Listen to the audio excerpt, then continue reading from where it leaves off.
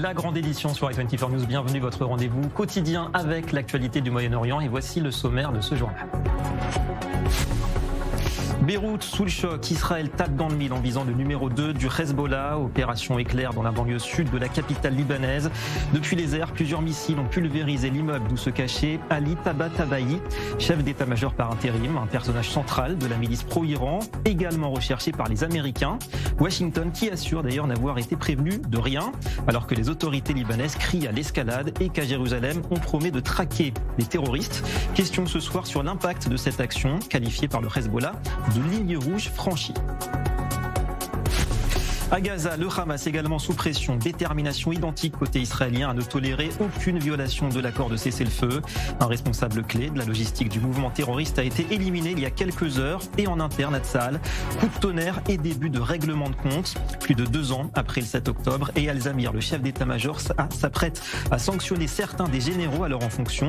Il s'appuie sur les conclusions d'une commission d'experts selon qui l'armée disposait de renseignements de qualité mais n'était pas prête. On apprend ce soir la démission du chef des renseignements militaires. Binyamin Netanyahou prendra la parole d'ici quelques minutes. Et puis ce sera notre dossier de la semaine, la relation Israël-États-Unis, des hauts, des bas et surtout une amitié poussive qui aura pris de longues décennies avant de prendre la forme de l'alliance que l'on connaît aujourd'hui. Rien n'allait de soi, vous le verrez, à l'aube de la déclaration d'indépendance à la fin des années 1940. Jérusalem aurait-il pu basculer d'entrée dans le giron soviétique? Premier volet ce soir avec la période charnière 1947-1980.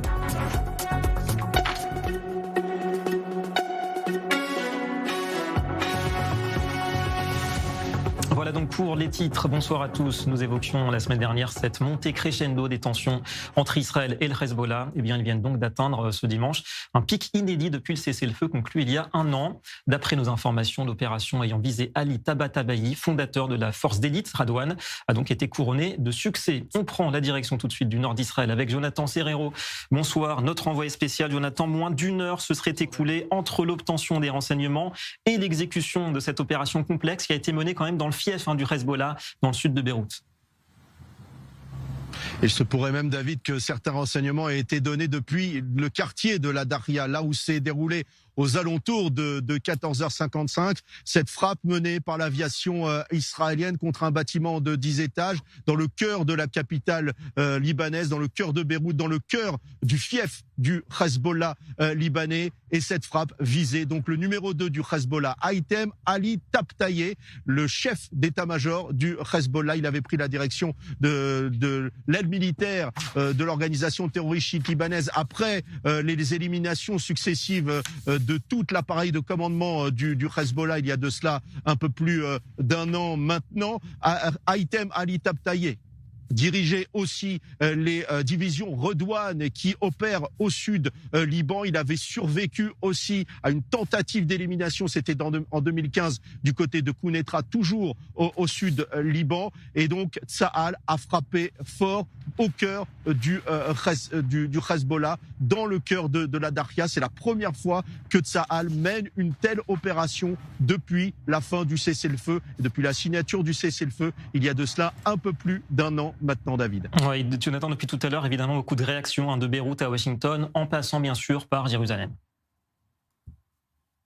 Oui, il y a aussi les réactions des habitants du nord du pays qui attendent avec inquiétude de quelle sera la réaction du Hezbollah. Mais des habitants du nord avec qui j'ai pu m'entretenir il y a de cela quelques minutes, qui sont assez rassurés par la fermeté affichée par le gouvernement israélien quant aux ripostes menées par Tzahal. Du côté de Washington, on indique que les Israéliens ont informé l'administration américaine après l'attaque menée du côté de la Daria, du côté de Beyrouth. Du côté du gouvernement libanais, on a des réactions qui ne sont pas belliqueuses ce soir, puisque le Premier ministre libanais a indiqué que la nation libanaise devait faire front face aux attaques israéliennes et de respecter les termes du cessez-le-feu et la résolution 1701 de l'ONU. Du côté du Hezbollah, il y a eu des réunions aussi menées par l'état-major dirigeant du Hezbollah et il y a plusieurs options qui sont aujourd'hui sur la table. Mais du côté israélien, on croit que la réaction du Hezbollah sera plutôt limitée, David. Voilà, à vérifier évidemment dans les heures et les jours qui viennent. Merci beaucoup Jonathan Serrero en direct donc ce soir du nord d'Israël. Alors un spécialiste avec nous également ce soir, on interroge le général de brigade de réserve Hanan Geffen. Bonsoir et merci à vous, ancien commandant de l'unité 8200 des renseignements militaires. Alors un nouveau coup de force. Alors je vous interromps, pardon, on reviendra à vous dans un instant. Priorité évidemment en direct, c'est Binyamin Netanyahou qui prend la parole tout de suite, on va l'écouter.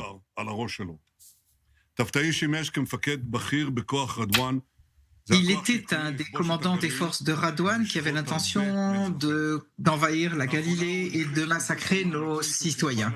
Il a renouvelé les efforts du Hezbollah de se réarmer après les coups graves que le Hezbollah a reçus avec l'opération des Reaper, après la destruction de beaucoup de ses missiles et bien sûr la liquidation de Nasrallah. Je remercie Tsahal et les forces de sécurité qui ont agi de manière professionnelle, précise et réussie. La politique que je mène est très claire. Sous ma direction, l'État d'Israël ne permettra pas au Hezbollah de reconstruire sa force et nous ne permettrons pas au Hezbollah de redevenir une menace contre l'État d'Israël. J'attends du gouvernement libanais de réaliser son engagement de désarmer le Hezbollah, parce que n'est qu'ainsi qu'on pourra avoir un avenir meilleur au Liban, et seulement ainsi il y aura un bon voisinage sûr entre Israël et le Liban. À cette occasion, je tiens à féliciter le président Trump pour sa décision de rendre illégale et de définir l'Organisation des Frères musulmans, organisation terroriste. C'est une organisation qui menace la stabilité du Proche-Orient et au-delà. Et donc l'État d'Israël a déjà rendu illégale cette organisation et nous allons continuer bientôt. Eh bien voilà, sur l'intervention très très brève du Premier ministre israélien Binyamin Netanyahou, donc qui fait suite à cette opération, ce coup de force donc du côté de Beyrouth de la part de Tsahal, c'était à la mi-journée. On va revenir avec notre invité Hanan Geffen, pardon de vous avoir interrompu à l'instant.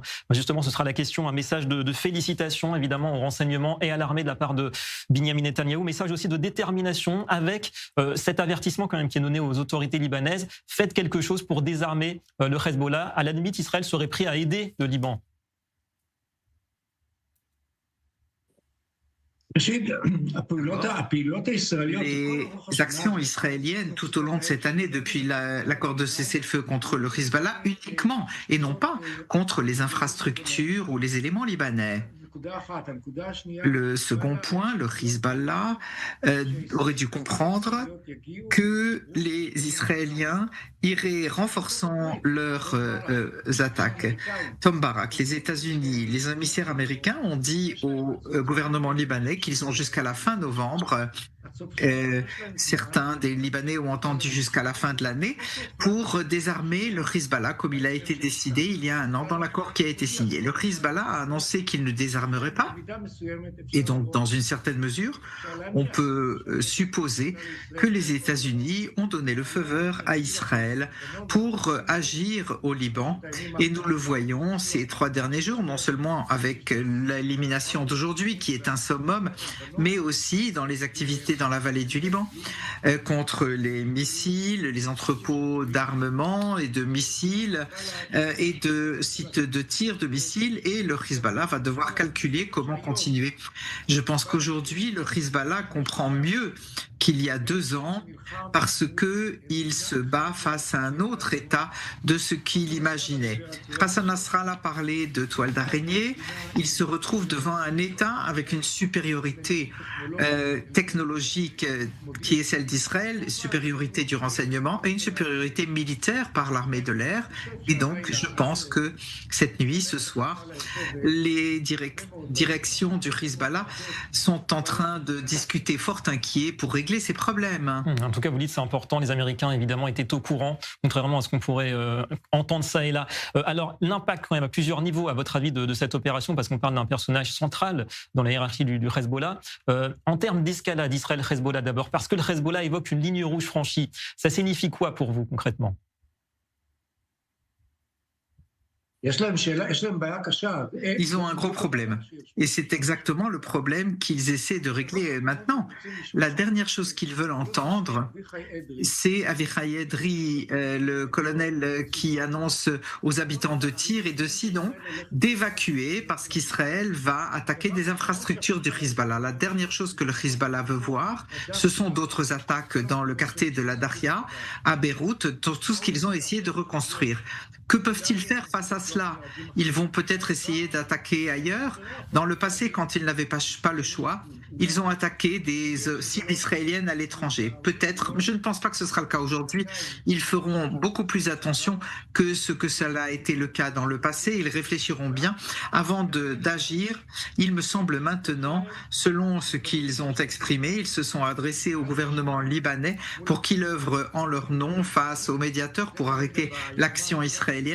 Et dans la journée qui vient, ce sera plutôt ce qu'on entendra de la part du Hezbollah. On a donc coup dur pour le Hezbollah et message fort de la part d'Israël ce soir. Merci beaucoup, Hanan Geffen. Vous restez avec nous. L'actualité plus au sud, c'est l'incertitude quant à l'avenir du cessez-le-feu à Gaza. Ce matin, en Conseil des ministres à Jérusalem, Binyamin Netanyahou a accusé le Hamas de saboter la trêve, intrusion au-delà de la ligne jaune et attaque contre les soldats israéliens. Il réaffirme qu'Israël agira seul pour sa sécurité sur tous les fronts et sur le terrain. Vous le voyez, élimination d'Alaa Hadi, personnage clé de la logistique du Hamas lors d'opérations de représailles aux violations justement du Hamas. Frappes aériennes également dans le sud du territoire à Rafah et à Khan Younes.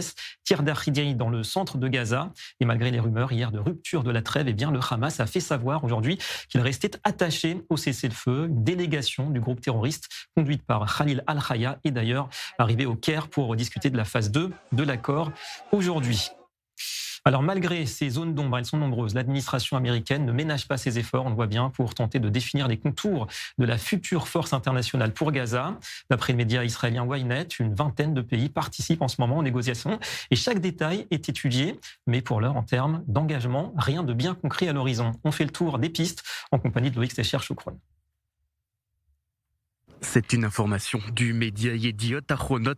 Le journal israélien donne de nouveaux détails sur la force internationale de maintien de la paix à Gaza. Des représentants de 21 pays, principalement musulmans, mais aussi d'Israël et des États-Unis, seraient en négociation quotidiennement à Kiryat Gat, au sud d'Israël, au centre de coordination de cessez-le-feu à Gaza. Parmi les dossiers débattus, le renseignement. Les officiers israéliens expliquent à leurs homologues américains et étrangers comment le Hamas est formé sur le plan militaire. Est également questionné le volume de la force internationale, la couleur de l'uniforme des soldats qui la composeront. Seul problème de taille, presque aucun pays n'a pour l'heure accepté d'envoyer des soldats. Troisième dossier, les arrangements sécuritaires. La ligne précise où Tsahal devra se retirer dans la seconde phase du plan Trump est par exemple étudiée. Quatrième dossier, l'humanitaire, où comment s'assurer que l'aide ne soit pas dérobée par le Hamas. Cinquième dossier, la création de nouveaux quartiers dans Gaza pour traiter les déchets et les ruines. Les équipes préparent l'acheminement de lignes électriques et d'essence. Enfin, sixième dossier, l'éducation. La question est de savoir comment les élèves gazaouis vont suivre un programme scolaire sans incitation à la haine envers Israël. Une force qui sera basée dans la bande de Gaza et non en territoire israélien. Une unité sera dédiée au renseignement. L'armée israélienne estime qu'il faudra quelques semaines à quelques mois avant que les États-Unis ne décident de la mettre en place. Autre détail dévoilé aujourd'hui, l'entraînement. Avant son arrivée à Gaza, la force internationale se préparera dans des bases en Jordanie ainsi qu'en Égypte, probablement aux côtés de policiers palestiniens. Ces derniers seront formés en parallèle pour des missions similaires. Le mois dernier, le Premier ministre israélien Benjamin Netanyahou a assuré qu'Israël atteindra les objectifs fixés avec le président américain Donald Trump, le désarmement total du Hamas et la démilitarisation de la bande de Gaza. Il est difficile d'imaginer Israël accepter donc la présence d'une force internationale sans désarmement préalable du Hezbollah. On revient vers vous, Hanan Geffen. Hanan Geffen, à quoi servent ces négociations finalement sur la future force internationale, alors même qu'on est loin de l'étape préalable, à savoir ce fameux désarmement du Hamas?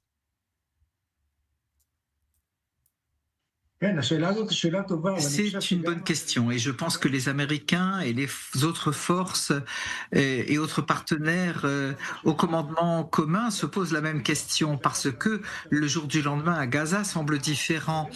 L'élément essentiel, le plus problématique en l'état, c'est que le Hamas comprend, mais on ne sait pas d'où ça vient, qu'il va pouvoir rester à Gaza armé.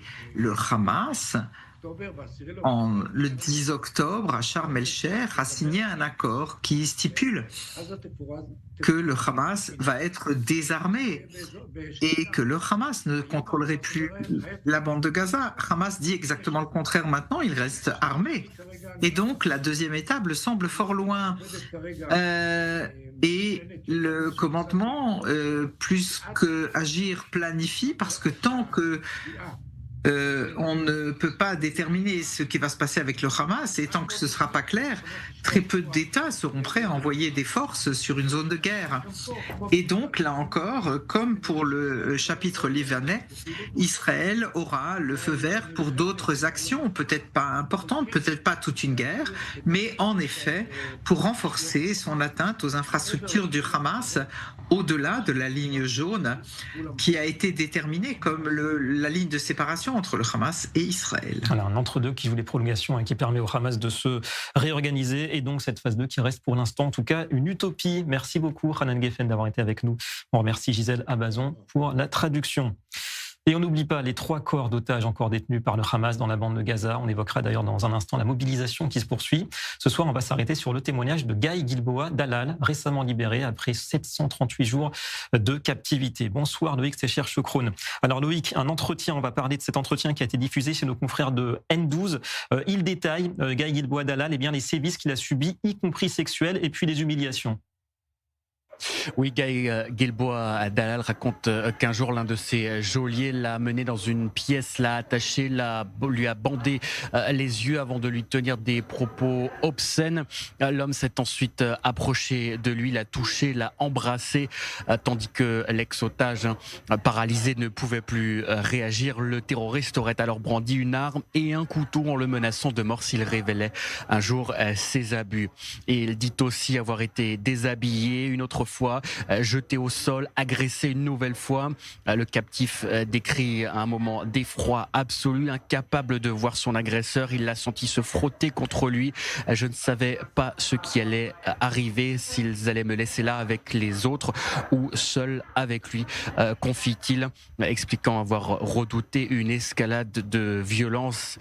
Sachez que dès les premières heures également de son enlèvement, Guy Gilboa Dalal affirme avoir été roué de coups alors qu'il était exhibé dans les rues de Gaza, des civils le frappant et l'insultant.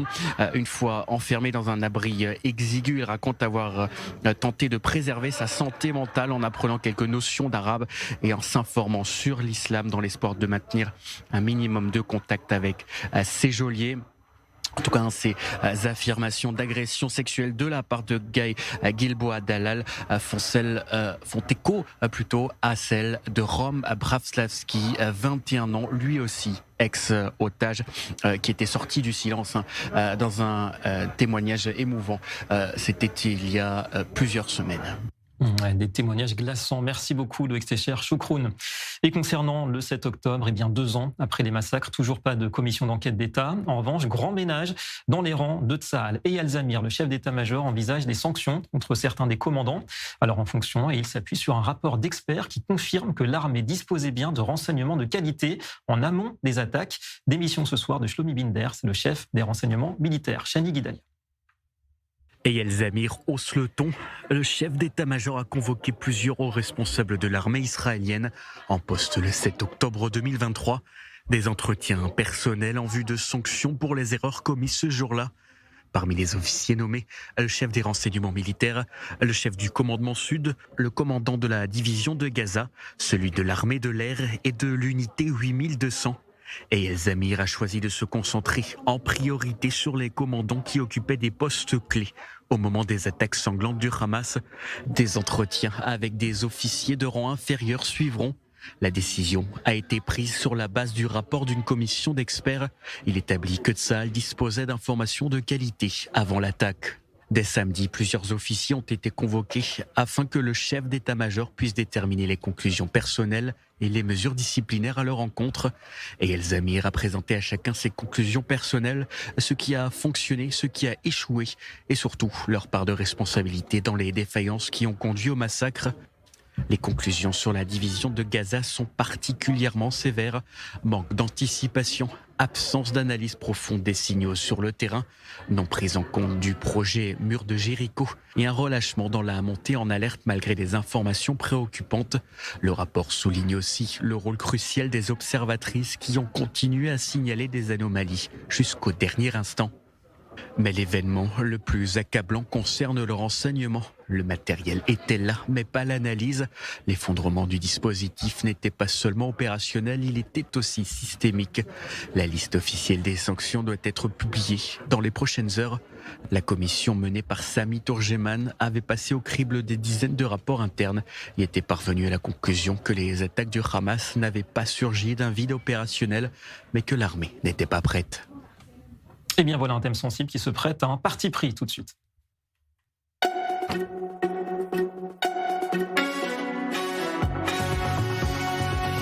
Alors, contraste, un chef d'état-major de Tsahal qui n'y va pas de main morte et qui limoge de hauts responsables sécuritaires, et puis un échelon politique qui tarde à lancer les enquêtes du sur-mesure pour notre analyste. Bonsoir, Dror Aven-Sapir. Dror, avant de savoir si on peut vraiment comparer les deux échelons, revenons peut-être sur ce coup de force des El Zamir. Pourquoi maintenant ?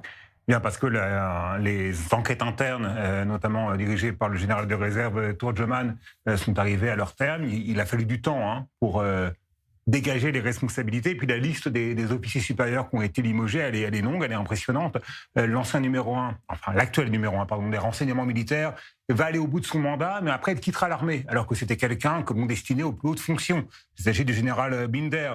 D'autres anciens généraux en poste le 7 octobre à des postes clés, non seulement ne feront plus partie de l'armée, ils feront même plus partie des réserves militaires. Ils seront radiés totalement des forces de Tsahal. Et pour des officiers qui ont consacré des dizaines d'années à la défense du pays, c'est un coup rude, mais il faut insister sur un point, David. Tous ont reconnu leur part de responsabilité et ont quitté leur fonction. C'était, jusqu'à aujourd'hui, des officiers de réserve. Encore une fois, ils ont reconnu que oui, ils n'avaient pas accompli leur mission, défendre les citoyens du pays d'une manière optimale. Et pour vous, j'imagine, Dror, que les politiques devraient suivre l'exemple de ces militaires ? Pas totalement, parce qu'il y a une différence, mais les politiques sont des élus, donc il y a une certaine logique à ce qu'ils aillent au bout de leur mandat pour corriger leurs erreurs.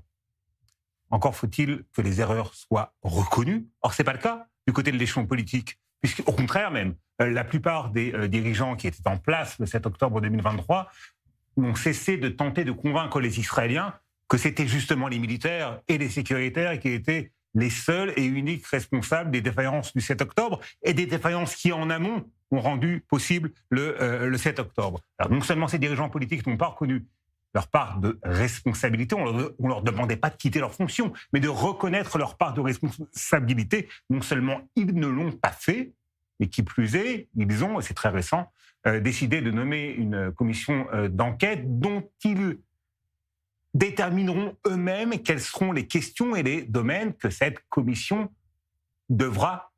sur lesquels cette commission devra et pourra enquêter. Et cette commission d'enquête, leurs membres seront nommés par le gouvernement, donc par ces mêmes ministres qui étaient en place en fonction le 7 octobre. Chercher l'erreur, et quand je dis chercher l'erreur, je vous invite à réfléchir à tous les sens de cette phrase. Voilà, c'est le parti pris, en tout cas, de cette soirée. Merci beaucoup. Dror Aven-Sapir. Et en Israël, un front peut en cacher un autre. Séquence, reportage tout de suite.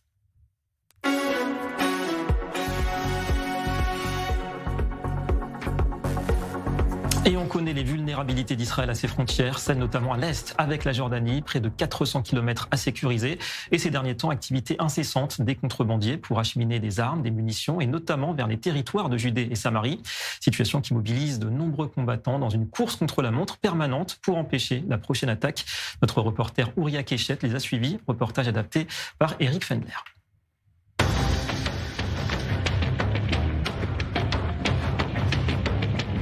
תחילת פעילות, סיום פעילות, אין לך מושג מתי אתה תצא, מתי אתה תגיע, מתי תבוא הביתה.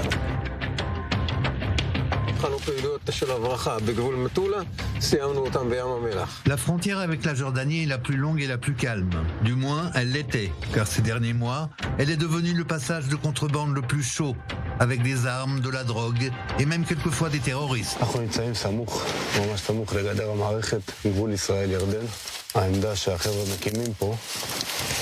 משמשת למערב לטובת ההברחות, סיכול הברחות. נקודת הברחה מוכרת מאוד, שהגורמים שמבריחים משקים, סמים, כל מה שצריך אמל"ח, יודעים להגיע לפה, יורדים לגדר, ומביאים את מה שהם מביאים. הגישה, כמו שאתה רואה, היא מאוד קלה, בין אם זה מהמטעים או מהצירים הראשיים, מהשבילים הראשיים. הבטן הזו שאתה מזהה מהנקודה הזו, מהנקודת תצפית הזו, זו בטן שנכנסו ממנה מאות נשקים שדאגנו לתפוס אותם. זה התחיל בסמים, זה עבר, הציר הזה, הפיילוט הזה של ההברחה של סמים הפך להיות למאגרים, הפך להיות לנשקים שיועדו לפגוע בחיילי צה"ל ולמגזר הפלילי, משפחות הפשע, ואנחנו מזהים בשנתיים האחרונות כבר את הקו החדש של הייצוא של סמים מישראל לצד הירדני. היו זריקות מהצד האדום לכחול, פעל. שטח על הרצפה. 41, בוצע מעצר על החשוד על פי הפרטי לבוש, בתוך התיק מספר פרטי אמל"ח. בזכות הניסיון שלנו הצלחנו לסכל פה מפגע שנכנס, הוא היה די קרוב לסדר גודל של 800 מטר אווירי מבית ספר, שהיה באותו רגע מאוכלס בכמעט 800 ילדים. המפגע נכנס ונוטרל על ידי אחד הלוחמים מהצוות. אתה יכול פתאום להתקל בבחורה ממזרח ירושלים שמגיעה לך לפה, ובשיא הקלות, מעמיסה לתוך הרכב, מתחת לאוכל, מסליקה שם 50 ו-60 אקדחים, ונשקים ארוכים. אתה יכול להתקל פה בבן אדם שיורד עם כפכפים להבריח, והוא בהלם מוחלט ממך מרגע שהפתעת אותו מאחורה, אתה מבין שזה משהו שהוא כנראה ביצע בשגרה, והפתעת אותו. Le spécialiste des passages clandestins est celui qui les a surveillés des deux côtés. D'abord comme officier sur le terrain, et aujourd'hui comme le commandant des renseignements de l'unité. גבול שמוגדר גבול שלום, ולכן לאורך השנים גם הצבא, גם תשומת לב של רוב גופי הביטחון לא הייתה מופנית לגבול הזה. בשנים האחרונות מאות הברחות, אפשר בחלקן לראות חותמת איראנית, שמוזרמים לכיוון ירדן ומוצאים את דרכם פנימה. אקדח שנקנה בירדן $1,000 יכול להימכר כאן בסביבות $9,000-10,000. תעשה את המכפלות ותבין את הפוטנציאל. המגמה המדאיגה שהייתה בשנים האחרונות זה שאותם צירים שהתחילו כצירים פליליים בעצם, של סמים ואמל"ח, פוטנציאל רווח, מה שדיברנו, הוזבו בצירי פחה, ושם נכנס אמל"ח חריג למדינה. Le problème n'est pas seulement sécuritaire, mais aussi économique. La production de drogue en Israël explose et les prix exorbitants de la drogue en Jordanie rapportent beaucoup d'argent aux passeurs israéliens. À l'égal de ce qui se passe sur la frontière égyptienne, les contrebandiers se servent aussi des drones les plus récents. אנחנו כמדינת ישראל נהיינו מדינת ייצוא של סמים בחצי שנה האחרונה, 100 קילוגרמים של סמים שמגיעים לצפון ועתידים לעבור לירדן במסגרת הסחר הבין גבולי הזה. משתלם מאוד להעביר סמים לצד הירדני. התמחור הוא יותר גבוה בצד השני, וכמובן שמקבלים בתמורה לזה נשקים, אז הם הרוויחו פעמיים. לא מזמן הייתה לנו תפיסה גדולה, יחסית תפיסה טובה של רחפנים, עם 4 חשודים ו10 קילו סמים, שרצו בעצם להעביר לצד הירדני. לפני מספר ימים, מעצר של היגל, נקודה לא רחוקה מכאן, חוליה שמגיעה, חבר'ה מהדרום, חבר'ה מהצפון, תופסים באמדחתם 2 רחפנים ענקים, כל רחפן כזה שווה בערך 300,000 שקל, תחשוב איזה השקעה, ותופסים 50 קילו חשיש עם סל נסיעה, שאין לזה אלא לעלות לאוויר בצורה חשאית ולטוס מזרחה.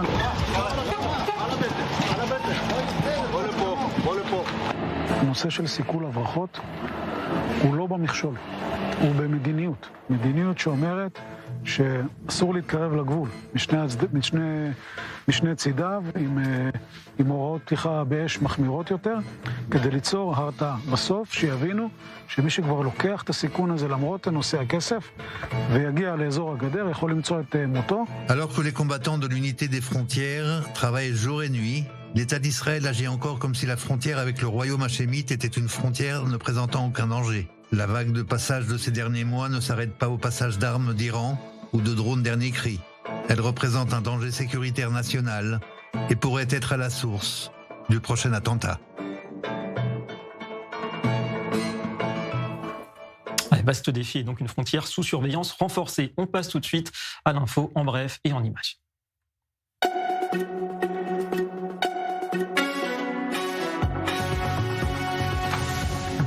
Condamnation à mort, vague de répression au Yémen sur fond de nervosité des Houthis suite aux frappes israéliennes ayant décimé son leadership ces derniers mois. Les individus en question sont accusés d'avoir fourni des renseignements à Israël, aux États-Unis, à l'Arabie Saoudite ou au Royaume-Uni. Ils seront exécutés sur la place publique dans un objectif de dissuasion. Le procès n'aurait duré que 2 semaines. Elle était la mère de Netanya depuis 27 ans. Myriam Fairberg-Icar s'est éteinte vendredi matin à l'âge de 74 ans.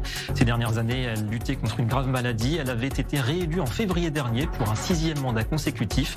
Appréciée notamment par la vaste communauté francophone de Netanya, le stade de la ville, inauguré en 2012, porte son nom depuis mars dernier. L'amitié entre l'Inde et Israël. Nouvelle démonstration avec la visite ce dimanche à Jérusalem du ministre indien du Commerce et de l'Industrie, Piyush Goyal, qui a été reçu par Benyamin Netanyahou à Jérusalem, donc au cœur des discussions, le projet de libre-échange entre les deux pays et puis l'élargissement des investissements bilatéraux. Israël pourrait jouer un rôle pivot dans le corridor économique reliant New Delhi à l'Europe via le Moyen-Orient. Et puis l'image du week-end, regardez, cela se passe à Times Square, en plein cœur de New York. Matan Missan, héros de Tzahal, grièvement blessé dans la bande de Gaza, y a offert une démonstration de breakdance. Il avait perdu ses 2 jambes lors des combats face aux terroristes et depuis, il s'est battu avec détermination pour sa réhabilitation. Moins de 2 ans après sa blessure, sa résilience et son courage frappent les esprits. En témoignent ces dizaines de milliers d'abonnés qui le suivent chaque jour sur les réseaux sociaux. Bravo à lui. Allez, retour dans cette région du Moyen-Orient, région plus que jamais en mouvement.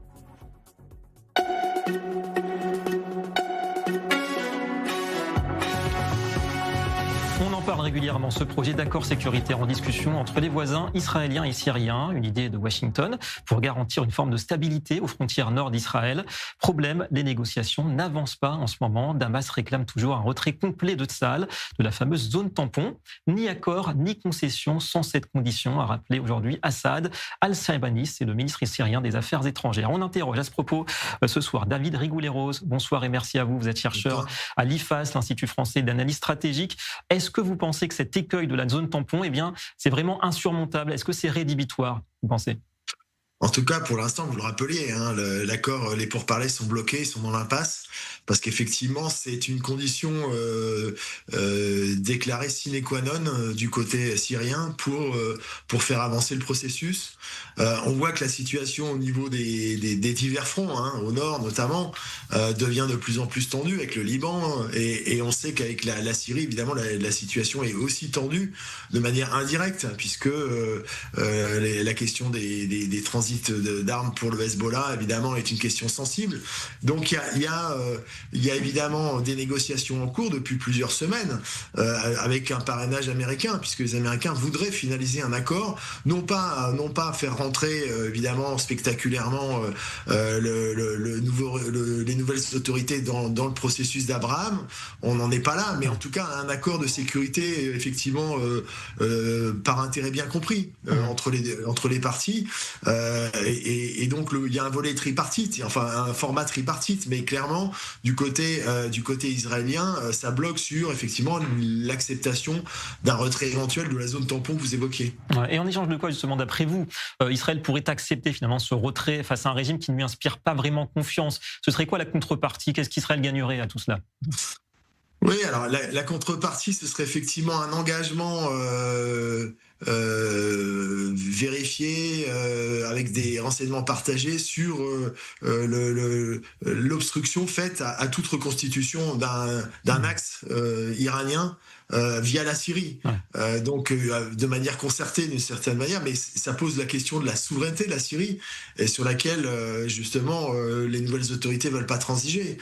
C'est cette question de la zone tampon puisqu'ils demandent un retour à la situation avant le décembre de 2024, donc avant la prise du pouvoir justement, qui avait permis à Israël, enfin par les nouvelles autorités, et qui avait laissé une fenêtre d'opportunité pour Israël justement pour pousser sur le territoire syrien pour sécuriser effectivement la frontière du Golan. Donc ce serait ça quelque part cet accord sécuritaire, c'est-à-dire que la Syrie d'Al-Shara renoncerait définitivement à l'axe iranien et rentrerait peut-être dans le giron saoudien, voire américain?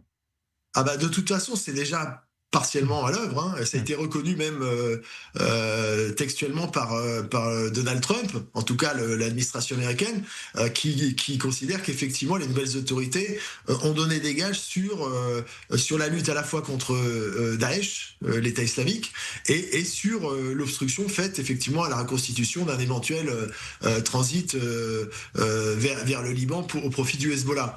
Donc, et puis il faut signaler qu'il y a même le projet d'une base américaine à Damas, une base aérienne. D'ailleurs, il y a des avions C-130 qui ont fait déjà des opérations de reconnaissance, des vols d'essai, parce que ça rentrerait justement dans le format tripartite et ça pourrait être une garantie justement pour Israël qu'il y ait cette présence américaine. Mais les choses, évidemment, ça a été formulé par Tom Barak, qui est l'envoyé spécial, mais on voit qu'il y a quand même des points de blocage encore, aussi parce que le Premier ministre Benjamin Netanyahou, en termes de politique intérieure, veut montrer qu'il n'est pas sous tutelle américaine. Et donc, que c'est Israël qui définit ses propres intérêts sécuritaires et stratégiques. Donc on voit que les choses sont quand même complexes. Ouais, c'est intéressant, ce serait ça la raison, l'intérêt des Américains, effectivement, une base militaire, pourquoi pas, à Damas, dans le cadre d'une grande stratégie moyen-orientale. Merci beaucoup à vous, David Rigoleros, d'avoir répondu à nos questions en direct ce soir. Et c'est le moment de découvrir notre dossier qui va rythmer la grande édition tout au long de cette semaine. Roulement de tambour.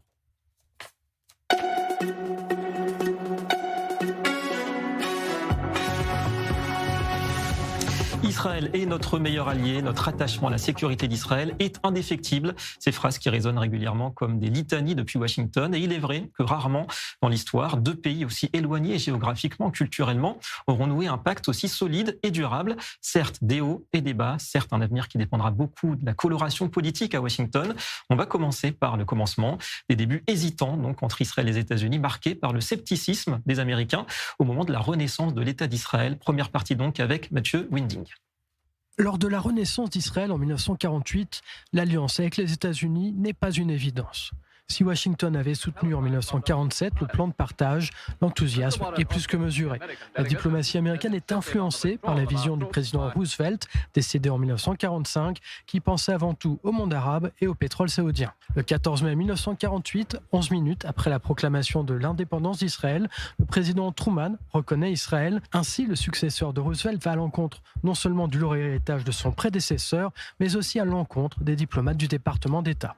Seulement, le soutien n'est que politique. Pour se défendre face à l'attaque des pays arabes, Israël s'équipe en Tchécoslovaquie avec l'accord de la Russie soviétique et en France. 1956, lors de la crise de Suez, quand le dictateur égyptien Nasser nationalise le canal, Israël épaule la France et la Grande-Bretagne dans une action militaire contre l'Égypte.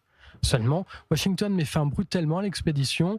Le président Eisenhower menace Israël de sanctions économiques brutales. C'est une humiliation diplomatique pour Israël. L'amitié historique se fera encore attendre quelques années. Avec l'arrivée de John Fitzgerald Kennedy à la Maison-Blanche en 1961 et sa volonté d'endiguer les velléités hégémoniques soviétiques, la relation avec Israël évolue.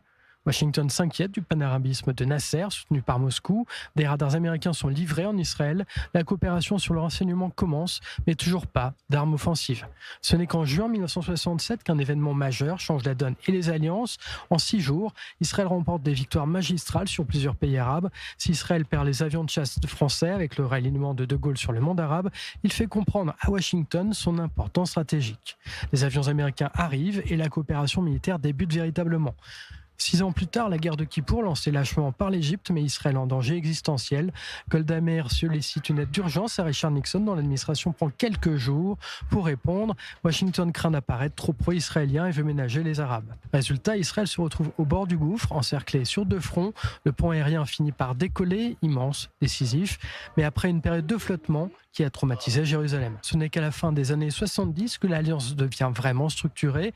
1979, avec les accords de paix Israël-Égypte de Camp David, Washington garantit une aide militaire annuelle. Israël devient alors un pilier de la stratégie américaine au Moyen-Orient. La relation entre les deux pays qui célèbrent la liberté n'a rien d'évident. Entre 1947 et 1980, elle n'est pas naturelle, pas immédiate et parfois même conflictuelle. L'alliance indéfectible n'est pas née en 1948, mais façonnée par la guerre froide et les succès militaires inespérés d'Israël près de 20 ans plus tard. Voilà, une alliance bien moins naturelle qu'on aurait tendance à le penser. On va s'arrêter d'ailleurs sur une anecdote assez mal connue durant cette période, mais qui confirme l'idée que la confiance entre Washington et Jérusalem ne va pas de soi. Bonsoir Mathieu Winding, c'est vous qui avez réalisé ce sujet. Anecdote qui concerne la fameuse centrale nucléaire, ou pas, de Dimona, où l'on prête à Israël la construction de l'arme atomique. Oui David, c'est une histoire dans laquelle alliance rime avec méfiance. La relation israélo-américaine est donc passée par de nombreuses phases avant d'éclore. Au début des années 60, la CIA espionne Israël et le site Dimona dans le Negev, sur ordre du président Kennedy. Non seulement les avions U-2 survolent le désert du Negev, mais des enquêtes approfondies sont menées, car si Israël a un programme nucléaire qu'il a toujours nié, c'est grâce aux relations de Shimon Peres avec des officiels français. Car jusqu'en 1967, l'un des principaux fournisseurs d'armes et un des principaux alliés d'Israël, c'est la France. Donc pendant des années, Israël dissimule la finalité militaire de son installation et même aux futurs alliés américains. Officiellement, l'installation de Dimona porte la dénomination d'usine textile. Les Israéliens réussissent même à cacher le réacteur. Aux États-Unis, quand on découvre la finalité de Dimona, cela provoque la colère du président Kennedy. Mais une fois les émotions retombées, on se rend vite compte qu'Israël a atteint un haut niveau de technologie et qu'Israël constitue surtout un allié solide face à la Russie soviétique. Donc voilà l'une des bases posées de l'alliance solide entre Jérusalem et Washington. Donc, cependant, on voit une alliance sous le signe de la coopération. C'est aussi une alliance qui est marquée sous le signe de la surveillance accrue par les deux parties. Voilà, intérêt et surveillance, évidemment, en tout cas à cette époque et même encore aujourd'hui. Merci beaucoup Mathieu Winding. Pour aller plus loin, il nous rejoint à l'instant Danny Ayalon. Bonsoir et merci. Vous êtes ancien vice-ministre israélien des Affaires étrangères et ancien ambassadeur d'Israël aux États-Unis. Alors, à l'époque, soutenir un État nommé Israël, c'était donc pas quelque chose de naturel pour les Américains, au sortir pourtant de la Seconde Guerre mondiale. Pourquoi, d'après vous ? Les relations entre les États-Unis et Israël ont commencé justement à un moment très élevé où les États-Unis étaient le premier État en fait qui ait reconnu la souveraineté d'Israël et a accepté sa déclaration d'indépendance et l'a reconnue le 14 mai 1948, 11 minutes après la déclaration de Ben Gurion. Truman a signé la reconnaissance de facto et de jure à Israël. C'est vrai qu'après ce moment-là, il y a eu, je dirais, un espèce de gel de 20 ans jusqu'à la guerre des 6 jours. Les relations étaient plus difficiles et après, ça a été la floraison. Et jusqu'à aujourd'hui. D'abord, les Américains n'étaient pas sûrs dans quelle direction ce nouvel État allait aller. C'est-à-dire qu'il y avait à l'époque une base socialiste ici importante avec des partis qui avaient d'excellentes relations avec le Parti communiste à Moscou. Et donc, ils ont reculé attendant voir ce qui se développerait. Au-delà de cela, ils préféraient les grands marchés des pays arabes avec le pétrole. Et ce n'est que lorsqu'ils ont compris au fil du temps qu'Israël était la démocratie libérale défendant les mêmes valeurs que celles des Américains d'un côté et que de l'autre, justement, les États arabes, justement, s'étaient rapprochés de l'URSS avec Kamal Nasser en Égypte, en Syrie, Assad, etc.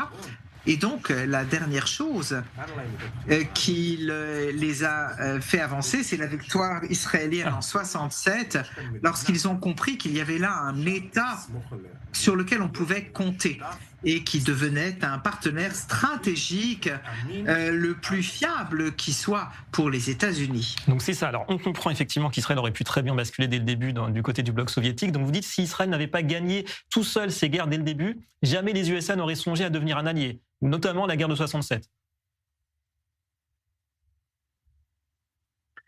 Oui, mais après 67, comme on a dit d'abord, les Arabes ont joué leur rôle. Le fait qu'ils aient été soutenir les Soviétiques contre les intérêts américains.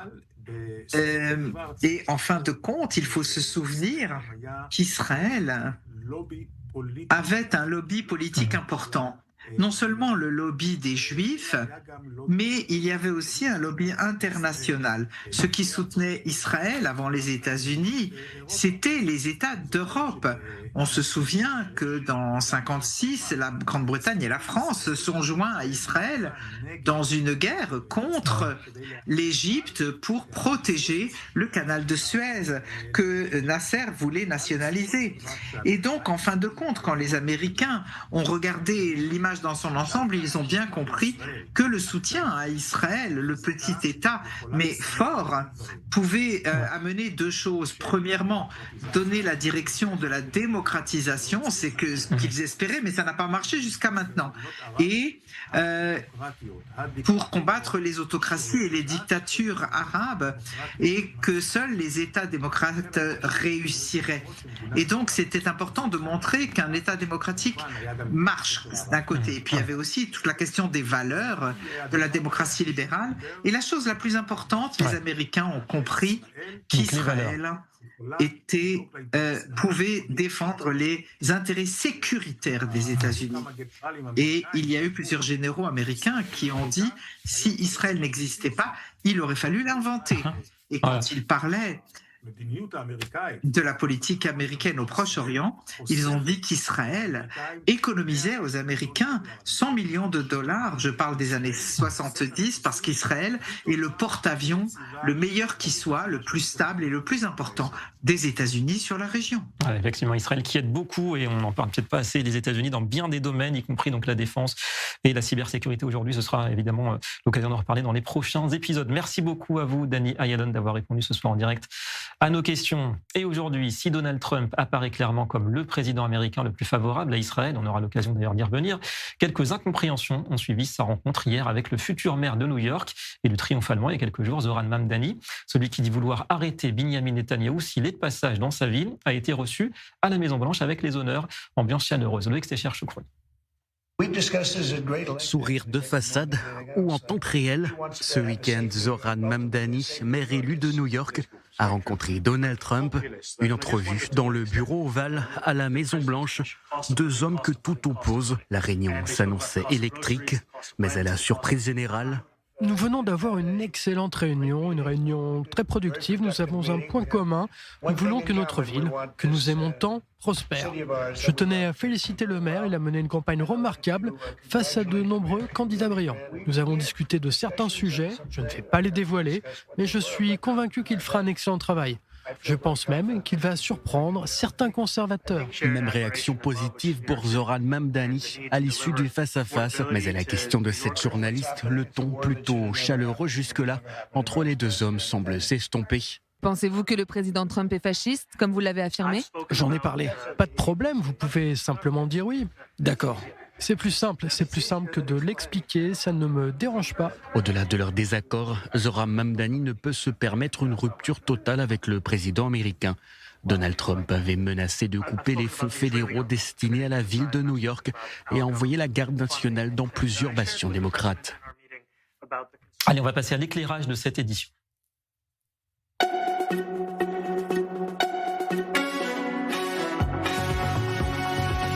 Et on va parler de ce coup de pouce fourni par Elon Musk à la lutte contre la désinformation. Son réseau X dévoile désormais la localisation des comptes. Et oui, résultat, de nombreux profils de Palestiniens prétendant habiter à Gaza sont situés bizarrement à l'étranger. En ligne avec nous pour en parler ce soir, Maître Benjamin Ayoun. Bonsoir et merci à vous.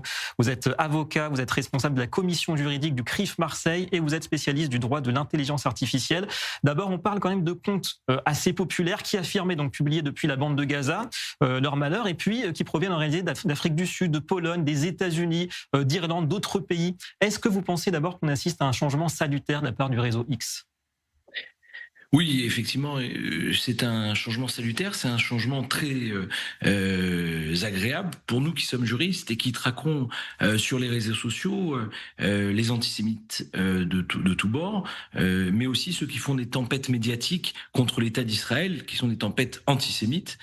On se retrouve dans des situations où on ne peut pas savoir qui sont les personnes qui se cachent derrière les pseudonymes, et c'est assez gênant pour pouvoir combattre ce genre d'insultes, de propagande antisémite. Ouais, donc des pseudos, des fausses identités. Donc là, il y a un problème d'éthique du témoignage. Ces comptes, ils ont contribué, on le sait bien, malheureusement, à façonner ce narratif anti-Israël, pro-Hamas. Vous pensez que concrètement, ça va affaiblir ce narratif dès à présent ?